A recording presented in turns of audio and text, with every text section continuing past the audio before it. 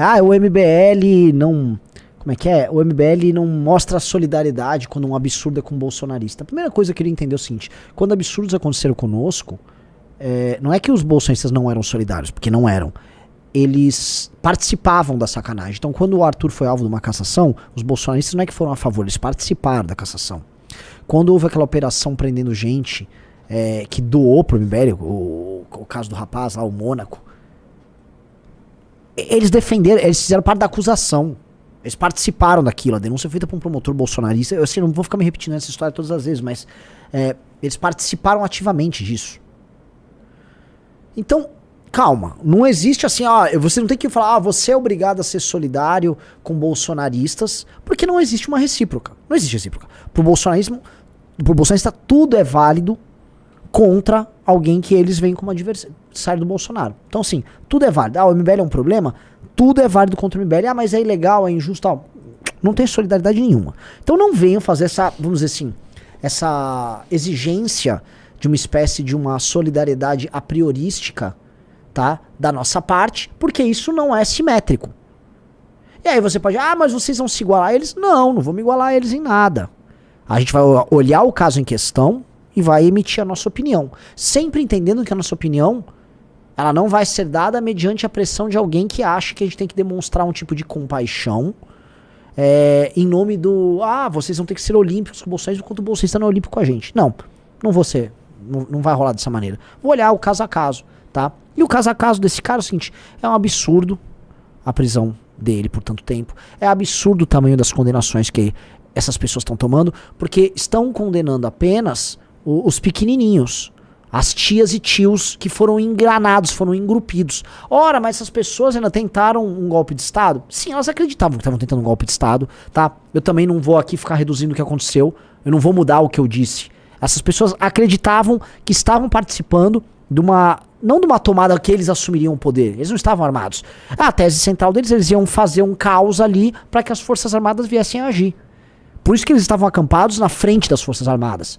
Porque na tese do golpe deles, eles não iam usar armas. Quem ia usar eram as próprias Forças Armadas, que eles dispõem de armas. Essas pessoas, eles eram um instrumento de uma espécie de uma revolução que aconteceria. E elas foram levadas a crer nisso, não só pelos influenciadores do bolsonarismo, mas pelo próprio Bolsonaro.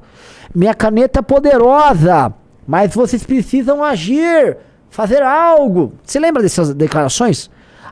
Ele sempre falava que a caneta dele seria usada se as pessoas solicitassem, se as pessoas participassem. Ou seja, as pessoas foram levadas a crer pelo próprio Bolsonaro que elas tinham que se colocar nessa posição de risco. Essas pessoas foram ludibriadas. Antes de tudo, essas pessoas são vítimas de um discurso e de uma manipulação da boa vontade delas terrível.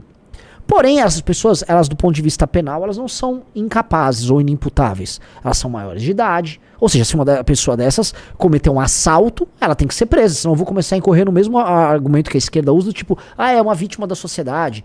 Essas pessoas são vítimas das fake news e da manipulação do debate público por parte de agentes políticos.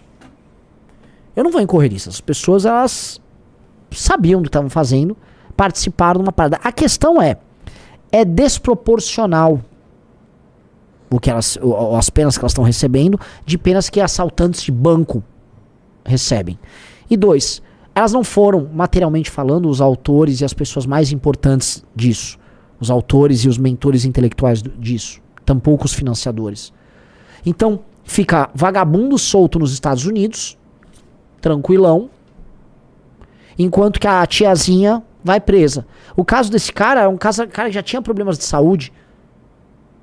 Ele não precisava estar preso, e o caso dele estava numa prisão preventiva, então era absolutamente desnecessário. Então você quer a nossa opinião? Nossa opinião é essa. Não obstante, eu não vou ficar aqui fazendo, vamos dizer, um julgamento torto desse caso. No lance de, entendi, olha, isso aqui é só um absurdo. Não, isso não é só um absurdo. E os responsáveis por isso tudo? Essas pessoas se colocaram numa posição de risco, essas pessoas invadiram os 3 poderes aqui no Brasil, porque elas foram incentivadas por outras pessoas? Sim.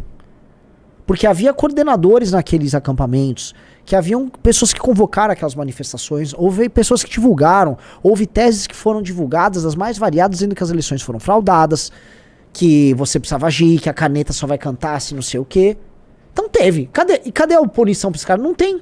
Saiu um relatório muito porcaria do dia 8, que tirou o Flávio Dino da história, tirou o PT, a responsabilidade toda das esquerdas sobre o que aconteceu, especialmente do governo federal, tá? E aí pegou umas pessoas aleatórias e colocou no relatório, mas os grandes divulgadores não entraram, saca? Então toda essa história é só um jogo político de ambos os lados. E aí começa a ser temido. Se o senhor morrer, é uma história lamentável. É muito triste a morte desse cara. E atenta pra algo. Olha, estamos tendo aqui um novo tipo de direito aqui, desproporcional, pra punir pessoas de uma posição política que agiram de maneira criminosa, verdade seja dita, enquanto criminosos circulam nos grandes palácios, nos grandes ministérios. Tô falando de Comando Vermelho. E enquanto os autores e mentores intelectuais do dia 8, ó, na moita tal e ganham dinheiro. Essa é a real, essa é a minha posição. Não sei o que você acha, Juninho. Eu acho que vai ter um impacto politicamente muito forte contra o Alexandre de Moraes. Além disso, porque é muito estranho você ver o Comando Vermelho ter acesso ao ministério através de uma mulher que é condenada a 10 anos por tráfico, ela tá andando em ministério, enquanto o senhorzinho, eu esqueci o nome dele, acho que é Cleiton, morreu em prisão preventiva. E enfraquece também o Alexandre de Moraes nisso, na minha opinião, Renan Santos, por ele não ter ido atrás de quem realmente deveria estar preso. Alexandre de Moraes, como a gente também alertava, ele tá cruzando muitas linhas. Eu acho que já não é de hoje que ele tá tendo uma redução no poder dele. Eu acho que já há certo tempo o Alexandre de Moraes vem assistindo a não um derretimento. Derretimento é uma coisa muito rápida, mas assim, um esvaziamento lento e gradual do seu poder, inclusive perante os seus próprios pares. E isso aí vai aumentar a velocidade desse esvaziamento. Tem duas derrotas aí do Alexandre de Moraes. Essa e a derrota no PL 2630, que ia ser o cabresto que ele ia colocar nas redes sociais. 3 derrotas. Qual a terceira? O julgamento em plenário. O julgamento em plenário dos bolsonaristas pegou mal. Tanto que ele tá fazendo agora tudo virtual. Sim, pegou mal mesmo. Pegou mal. E outra coisa, nesse julgamento virtual em que ele fica enfrentando os advogados e tal, você percebe duas coisas. Uma certa arrogância em termos de estilo e como o discurso dele tá político e tá distante do entendimento geral sobre o que aconteceu. Ele tá achando que ele é uma espécie de um vingador da democracia, um avatar que tá enfrentando os extremistas, só que não tá batendo, não tá tendo verossimilhança. A pessoa não consegue ver esse tiozinho bolsonarista como a ameaça à democracia que ele tá pregando. Os significantes ao redor dos julgados, dos réus, não estão batendo com a imagem que ele fala. O cara tá pintando assim, o Darth Vader do golpe militar. E do outro lado tem o Dr. Nelson, um vovô aleatório, uma tia do Zap, que por mais que são pessoas equivocadas, que por mais que eventualmente participaram de invasões, que por mais que quisessem um golpe de Estado, essas pessoas não aparentam-se aquilo, até porque eles não estão no comando nessa escala. Você não tá falando que eles são, por exemplo, algum influenciador que tá lá na Flórida, que mandou gente na frente da casa de general do exército, né? Não tô falando desses caras, não tô falando de grandes financiadores que teve, não tô falando dos influenciadores todos, da rede de comando, havia uma hierarquia. Então, complicado. E eu acho que se isso continuar, esse processo de, não derretimento, mas esvaziamento do poder do Alexandre de Moraes, eu acho que vai ficar até estranho, até uma prisão do Bolsonaro mais pra frente. Eles podem, talvez já tenham perdido a chance.